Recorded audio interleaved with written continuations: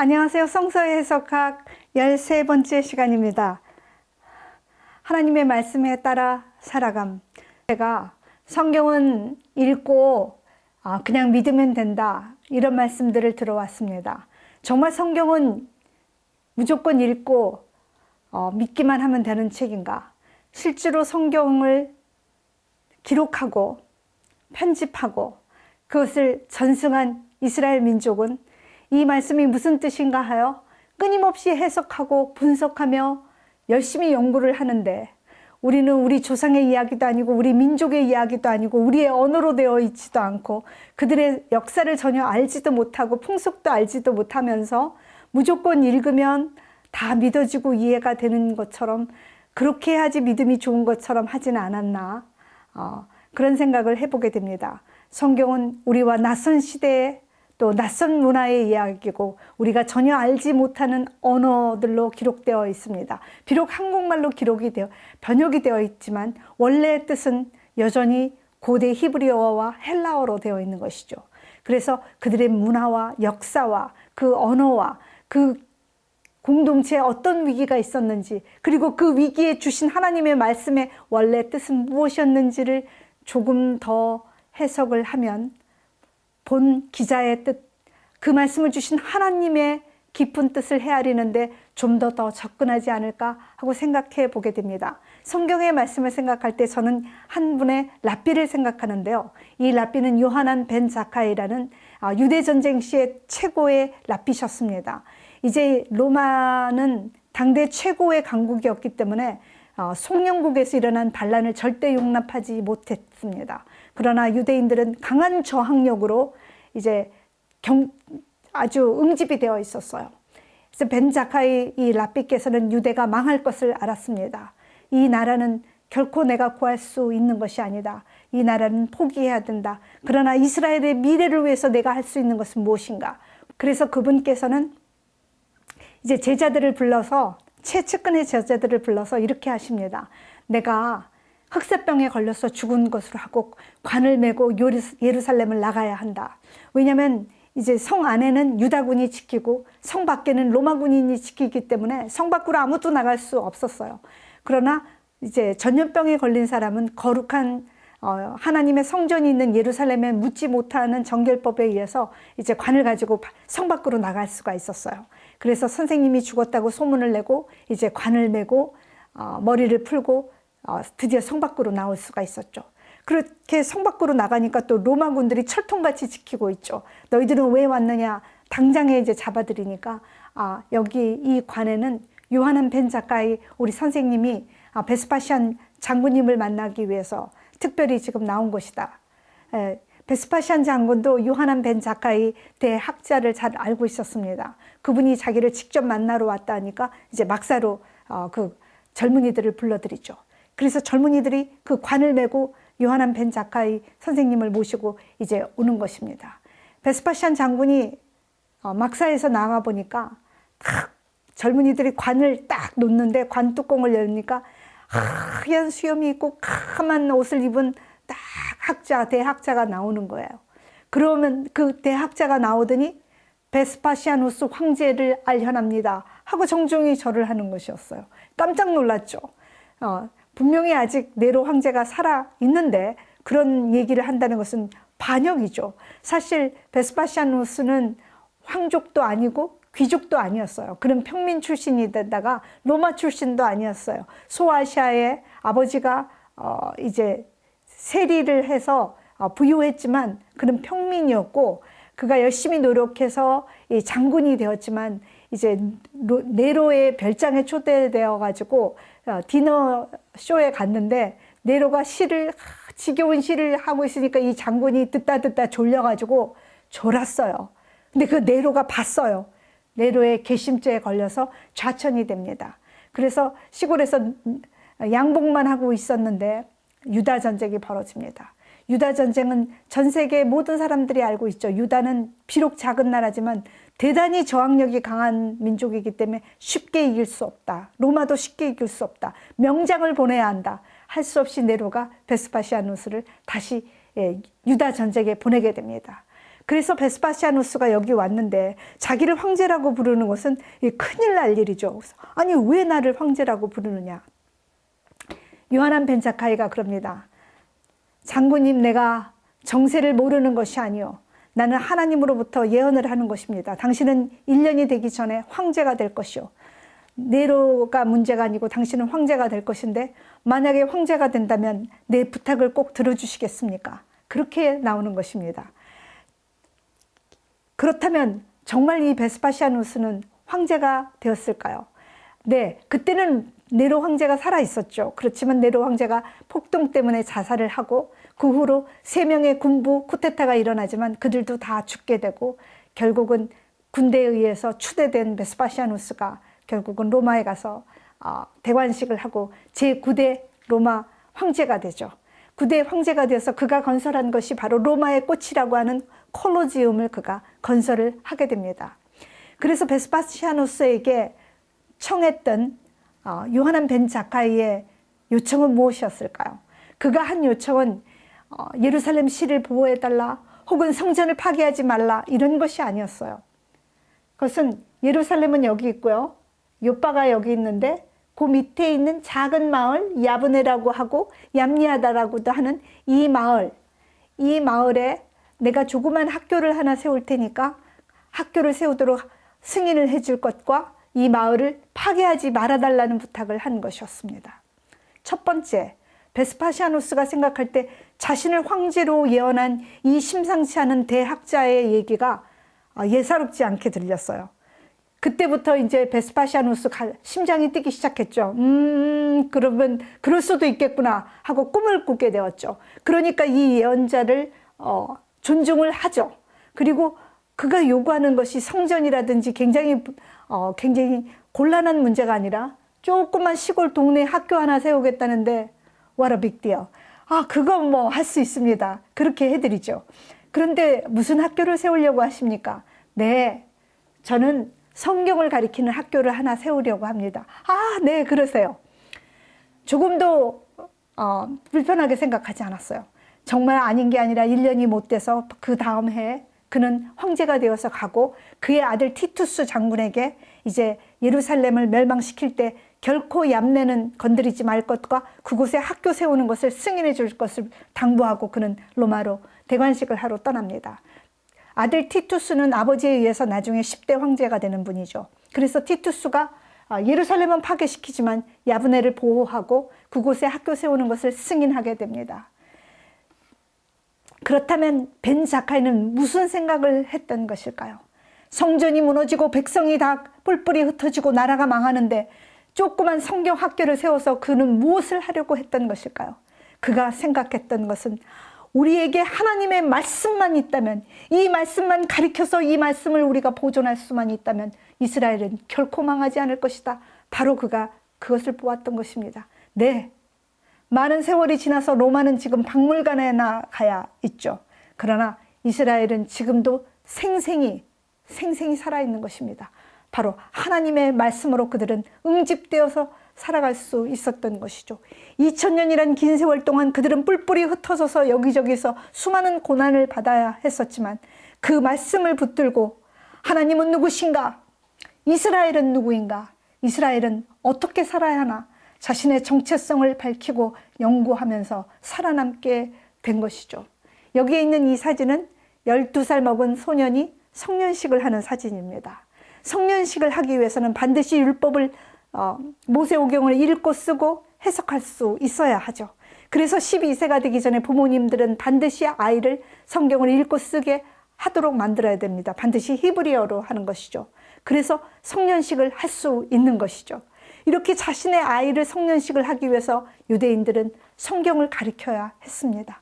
그리고 그 성경이 그들을 하나 되게 하고 살아남게 할 수 있는 비결이었죠. 예수님과 성경, 주님께서 말씀하시기를 우리가 영생을 얻기 위해서 말씀을 읽지만 이 모든 말씀의 증거가 바로 나를 증거하고 있다고 말씀을 하시는데요. 성경에는 6개의 예수님의 반제가 나옵니다. 모세는 이렇게 얘기했지만 나는 이렇게 말한다 라는 6개의 반제가 나오는데요. 어떤 비평신학자들은 예수님이 모세율법을 폐하고 오직 사랑의 율법을 새로 만드셨다고 하는데 그것이 정말 예수님께서 모세 율법을 폐한 것인지 오해인지 한번 살펴보도록 하겠습니다. 살인에 대한 것, 간음, 이혼, 맹세, 원수에 대한 것 6가지의 단죄가 있는데 한 가지씩 살펴보도록 하겠습니다. 살인에 대하여 옛사람은 말했거지만 살인하지 말라고 하는데 나는 너희에게 말하는데 형제에게 분을 내는 것이 이미 죽인 것과 같으니까 심판을 받을 것이라고 얘기를 했습니다. 형제에게 분을 내는 것은 살인의 가장 근원적인 동기가 된다는 얘기죠. 형제에게 분을 내므로 인해서 사랑하라는 계명을 어긴 것이고 미워하지 말라는 계명을 어긴 것이고 너 형제와 더불어 아름다운 공동체를 이루라는 하나님의 계획을 불순종하게 된 것이라는 것이죠. 그래서 예수님께서 무엇을 얘기하시냐면 처방으로 극단적인 처방을 하시는데 이제 예루살렘에 와서 제단에서 예물을 드리다가 형제와 불화한 일이 생각이 나거든 다시 돌아가서 형제와 화목하고 그 다음에 예물을 드리라. 이 말씀을 갈릴리에서 하셨습니다. 마태복음 5장은 산상복음이라고 하는데 갈릴리 산에서 하신 것이죠. 그러면 갈릴리에서 예루살렘까지 오는데 쉬지 않고 걸으면 35시간이 걸린다고 합니다. 그러나 우리가 많이 걸어봐야 8시간 걷죠. 잠도 자야 되고 식사도 해야 하기 때문에 그러면 잠을 자고 식사를 하고 그렇게 걸으면 5일, 젠걸음으로 빨리 가면 3일 하고 반나절 이렇게 오래 걸리는 길인데 이렇게 오래 걸려가지고 예루살렘에서 제사를 드리다가 누구가 기억이 나서 싸운 일이 기억나서 사과를 하려고 다시 4일 길을 다시 돌아가서 사과를 하고 다시 4일 길을 돌아와서 제사를 지내라는 이 극단적인 말씀이 무슨 뜻이냐. 그것은 제사도 중요하지만 제사보다 앞서서 공동체와 더불어 살아가는 사랑의 삶이 사랑의 실천이 진짜 중요하다. 공동체를 해치는 그 분노를 내는 것은 바로 살인과 버금가는 참으로 심각한 범죄라는 것을 예수님이 말씀하시는 것이죠. 그래서 살인의 동기는 분노라는 얘기를 하시면서 모세의 율법을 폐하는 것이 아니죠. 분석하시고 그 깊이에 도달하시는 것이죠. 간음은 누구와 부적절한 관계를 맺기 전에 이미 우리 마음속에 음욕이 들어가는 그 순간이 간음이 시작되는 시점이라는 거죠. 바로 그 점에서 돌아서야지 아니면 이미 간음으로 간주된다라는 얘기를 근원적으로 하고 계시는 것이고요. 이혼에 대하여서도 이제 결혼 제도 세우신 분이 하나님이시기 때문에 하나님이 온전히 원하셨던 것은 남자와 여자의 연합과 일체성이었는데 이것을 깰 수 있는 것은 오직 남녀가 서로 성적으로 부정해서 혼인 관계가 부정하게 된 더럽혀진 이유 이외에는 그 하나님이 허락하신 일체와 연합을 깨어서는 안 된다라는 원칙을 말씀하시는 거고요. 맹세에 대하여서는 우리가 삶을 정직하고 올곧은 삶을 살아서 맹세하지 않아도 예 혹은 아니요 라면 그 사람의 말이 믿어지고 신뢰가 되는 그러한 삶을 살아야 되는데 얼마나 부정직한 삶을 살았으면 맹세를 꼭 해야 되고 심지어는 그 맹세를 하나님의 이름으로 한다는 것. 부정직하게 산 사람이 더욱이 하나님의 이름으로 맹세를 한다는 것은 망령되이 일컫거니와 더욱이 부적절하기 때문에 결코 그런 일을 해서는 안 된다. 그 얘기는 정직하고 올곧은 삶을 살아서 맹세를 하지 않아도 다른 사람이 예, 아니요 하면 믿을 수 있는 그런 삶을 살아야 한다는 얘기를 하고 계시는 것입니다. 이제 원수 갚는 일, 동태복수법이 이제 상당히 도전이 됩니다. 1400년 동안 이스라엘 사람들은 눈에는 눈, 이에는 이라는 그 모세의 법에 익숙해졌는데 이 예수님의 설명은 참으로 도전이 되는 말씀이죠. 이 말씀을 드리기 전에 저는 한 예화를 말씀드리고자 합니다. 18세기 후반에 러시아에 대부호가 있었습니다. 그는 사냥을 매우 좋아하는 사람이었어요. 그래서 돈 되는 멋진 사냥개들을 많이 가지고 있었어요. 30마리가 넘는 아주 진귀하고 값진 사냥개들을 가지고 있었는데요. 자기 집에 농노가 900명이 되는 아주 엄청난 부호였습니다. 그런데 하루는 자신이 아끼던 사냥개가 다리를 절고 있었어요. 깜짝 놀라서 집사에게 이게 어떻게 된 일이냐. 어제 그 농로에 많은 농로 중에 한 어린 꼬마가 있었는데 그 꼬마가 연못에서 집이 너무 크다 보니까 연못도 있고 다 산도 있고 그러죠. 그 연못에서 개구리를 잡는다고 돌을 던지다가 그 돌을 잘못 가가지고 지나가던 그 비싼 사냥개 다리에 맞은 거예요. 사냥개가 다리가 부러진 건 아니고 좀 다쳐서 개가 약간 다리를 절어요. 이제 시간이 지나면 낫겠죠. 부러진 게 아니니까. 그렇지만 주인이 참을 수가 없었어요. 자신이 사랑하는 사냥개가 다쳤다는 게 참을 수가 없었어. 당장 그 꼬마를 창고에 가두라고 합니다. 그래서 그 어린 소년이 끌려가서 창고에 갇히니까 주인이 그 부모가 와서 주인님 살려주세요. 모르고 그런 거니까 용서해달라고 차라리 우리를 벌을 주시고 아이를 살려달라. 소용없습니다. 창고에 가둡니다.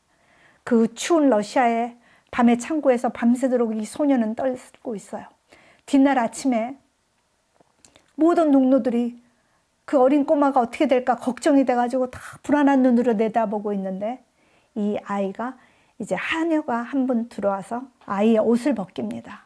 아이의 옷을 벗기고 얘기를 합니다. 얘야, 너는 이 창고문을 열면 뒤도 돌아보지 말고 절대 멈추지 말고 집을 향해서 뛰어야 한다. 뛰지 않으면 큰일 난다. 너는 집을 향해서 정신없이 뛰어야 한다. 그렇게 얘기를 해줬어요. 이 아이가 어리기 때문에 복잡한 얘기는 할 수 없죠. 그래서 그렇게 집을 향해서 뛰라고 얘기를 합니다. 그래서 이 아이는 덜덜 떨면서 창고문이 열리자마자 막 정신없이 집을 향해서 뛰어요. 장원이 너무 넓어서 그 농노들의 집은 저기 끝에 이제 오두막 집들이 쫙 이렇게 있었어요. 그래서 자기네 집을 향해서 이 어린 꼬마가 정신없이 뛰었어요. 그럴 때 주인이 나와서 30마리의 사냥개들을 가지고 나와서 줄을 풀어줍니다. 그리고는 뛰어! 잡아! 그렇게 얘기를 합니다. 아주 훈련되고 영민한 개들은 마치 노루나 꿩을 쫓듯이 그 어린 소년을 정신없이 쫓아가서 사정없이 물어뜯어서 그 자리에서 물어뜯어서 죽여버리게 되죠. 이렇게 눈에는 눈, 이에는 이가 아니라 내가 힘이 있다면 위에서 찍어 누르는 세상, 힘과 권력이 있으면 마음껏 폭력을 휘두르는 그런 세상이어서는 안 된다는 것이 하나님이 원하시는 세상이었다는 것이죠. 정말 눈에는 눈, 이에는 이를 하라는 것이 아니라 그러지 않아야 되는데 꼭 그렇게 해야 될 것 같으면 그냥 다리에는 다리만 해야 되는데 아이를 찢어서 물어 뜯어 죽게 했다면 그들의 부모에게 어떠한 기억들로 남아져 있겠습니까? 하나님이 원하시는 세상은 그러한 세상이 아니었다는 것이죠. 그래서 예수님께서는 말씀하십니다. 오른뺨을 대면 왼뺨을 대고 속옷을 달라 하면 겉옷을 주어서 다시는 폭력이 없는 비폭력 무저항으로 모든 폭력을 종결시키는 그러한 공동체가 되어야 된다고 말씀하신 것이었습니다. 원수를 사랑하는 것, 원수 갚는 것은 오직 하나님께 맡기고 너희는 원수를 위하여 기도하며 하나님의 거룩에 동참하는 그러한 삶을 살아야 한다고 예수님께서 말씀하셨습니다. 이것이 모세가 한 율법을 폐하는 것이 아니고 모세가 그 말씀을 전해 주었을 때 하나님이 무엇을 원하셨는지, 하나님이 깊은 마음의 뜻이 무엇이었는지, 완악한 인간이 헤아리지 못했던 하나님의 마음을 헤아리는 그 해석이었던 것입니다. 랍비들은 하나의 설명을 줄 때 바리새인들은 그 말씀을 잘 지키기 위해서 울타리를 쳤습니다. 율법의 울타리를 쳐서 더 많은 한 가지의 율법을 잘 지키기 위해서 수천 가지의 율법을 만들어내는 울타리를 많이 치는 것이었다면 예수 그리스도께서는 그 울타리를 걷어내버리고 하나님이 주신 그 말씀의 깊이 안으로 들어가는 것입니다. 그래서 그 말씀 속에서 하나님을 만나고 그 말씀의 가장 근본적이고 심오한 그 말씀을 말씀하시는 것이죠.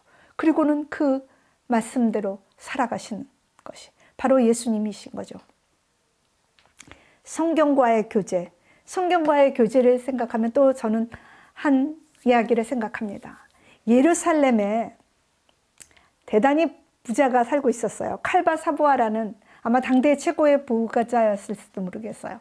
그가 아쉬울 것이 없는 분이었는데 한 가지 아쉬운 게 있다면 아들이 없었습니다. 그런데 사람들은 말했죠. 10아들 부럽지 않다. 그에게는 참으로 아름답고 또 대단히 지성적일 뿐만 아니라 믿음까지 좋은 정말 엄친 여가 있었습니다.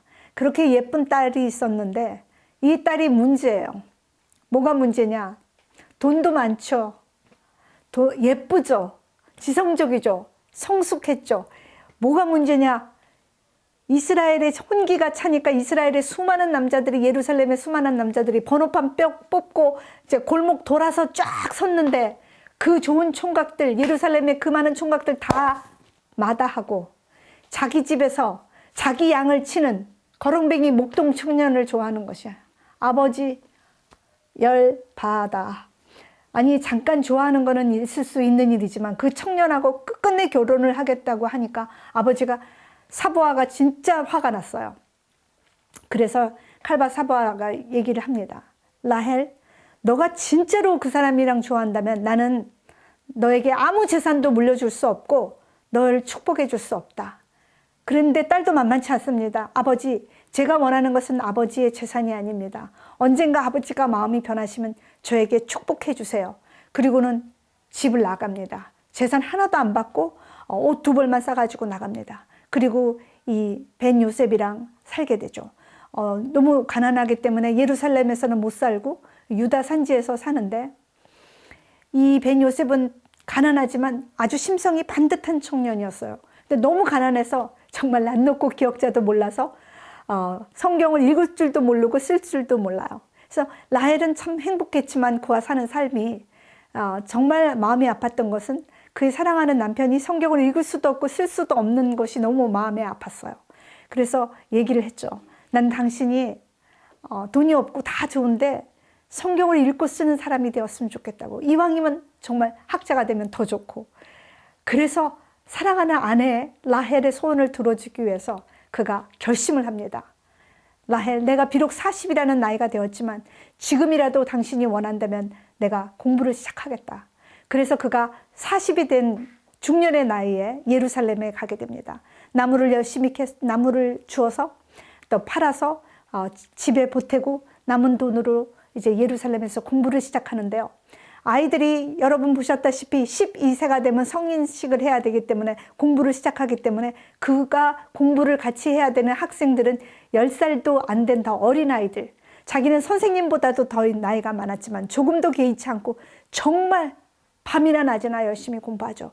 나는 뒤늦게 성경을 알았기 때문에 다른 사람보다 몇 배로 더 열심히 해야 한다. 열심히 했습니다. 12년 후에 예루살렘에서 랍비가 되었어요. 그래서 그에게는 12,000명이라는 제자가 생길 정도로 유대 당대 최고의 랍비가 되었습니다. 그래서 정말 아내에게 감사하고 기뻐서 아내에게 연락도 하지 않고 이제 집에 갔어요. 유대 산지까지 가려면 아침에 일찍 나와서 이제 해가 질 무렵에야 겨우 집에 도착을 했죠. 부인이 자기를 보고 얼마나 기뻐할까. 내가 이렇게 유명한 랍비가 되어서 참 기쁠 거야. 그리고 좋아했는데 집 뒷뜰을 딱 들어가려고 하는데 옆에 아낙네하고 부인이 얘기를 하는 거예요. 그래도 들어가려고 그랬더니 자기 얘기를 하니까 민망해서 이제 못 들어가고 듣고 있었더니 옆집 아낙네가 하는 말이 아이고 내가 그 처음 신랑일 때부터 벌렁벌렁 올 때부터 리빙한 게 내가 당신 고생시킬 줄 알았어. 내가 다 들었는데 당신 그 사부와 딸이잖아. 그렇게 어려움 없이 잘 살 텐데 저런 거렁뱅이를 만나가지고 뭐 돈 못 벌고 그런 건 괜찮은데 서방인지 남방인지 집에 오지도 않는 그런 사람 따라서 어떻게 사냐고. 남편이 집에 와야지. 지금이라도 얼른 친정에 가서 남은 생에는 편히 살라고. 그렇게 자기 모함을 하고 흉을 보고 있었어요. 그런데 아주 조용히 입을 다물고 있던 라헬이 한마디 하는 거예요. 그래서 부인이 뭐라고 얘기하는지 귀담아 들었더니 부인이 이렇게 얘기를 하는 거였어요. 저는 그렇게 생각하지 않아요. 만약에 오늘이라도 남편이 돌아온다면 나는 실망할 거예요. 우리 남편은 지금 가지고는 안 돼요. 12년을 더 공부를 해서 그가 정말 더 훌륭한 사람이 되기를 나는 원한다고 그렇게 얘기를 하는 거예요. 아니, 그래서, 아니, 지금 막 발을 집 안으로 들이려다가 그 얘기를 듣고 충격을 받아서, 아, 안 되겠다. 이거 가지고는 안 되겠다. 하고 조용히 다시 예루살렘으로 돌아가게 됩니다. 그래서 12년을 부인이 말했던 그 12년을 더 연구를 하게 되죠.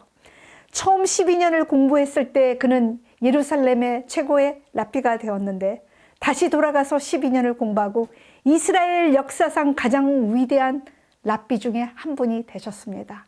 그분이 바로 랍비 아키바 벤 요셉이죠.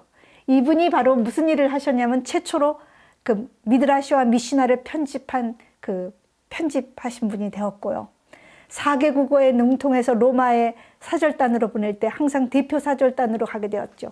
라틴어와 헬라어, 히브리어, 4개 국어에 가장 능통한 분이 되었다고 합니다. 그럴 뿐만 아니라 이제 수많은 제자들을 둔 사람이 되었고, 그리고 내가 늦게 하나님을 알았기 때문에 평생을 하나님의 말씀과 동행하겠다고 정말 그가 마지막 순간까지 하나님 말씀과 더불어 살았는데 이스라엘의 불행은 1차 로마 전쟁으로 끝나지가 않았죠. 130년경에 하드리아누스 황제가 예루살렘을 방문하게 됩니다. 그는 그리고 그 무너졌던 헤롯 성전의 그 터 위에, 이 좋은 터 위에를 비워놓는 건 말이 안 된다 하고 제우스 성전을 거기다가 건립을 하게 되죠. 그리고 유대인에게는 할례를 금하게 되고 유대인들이 이렇게 계속해서 우수한 것은 교육을 받기 때문이다 하고 유대인에겐 교육을 금지하는 법을 만들게 됩니다. 더 이상 할례를 받지 못하게 하고 교육을 받지 못하게 하고 그들이 무너진 성전 위에 주피터의 신전을 세우는 것이 유대인들에겐 참을 수 없었던 사건입니다. 특별히 성전이 무너졌지만 언젠가는 다시 하나님의 성전을 세우기를 간절히 소망했던 유대인들에게 그것은 하늘이 무너지는 소리와 같았습니다. 그래서 유대인들은 다시 한번 봉기를 하게 되죠. 그래서 132년에 그들이 제3차 로마 전쟁을 벌이게 됩니다. 그때 바로 주역이었던 정신적인 지도자였던 아키바가 그때 잡혀서 처형이 당하게 되죠. 오늘까지 남아있는 그 아키바의 그 무덤입니다. 아마 몹시 이스라엘 사람들이 사랑하는 랍비 중에 한 분이십니다. 하나님의 말씀이 삶이 된다는 것은 무엇인가?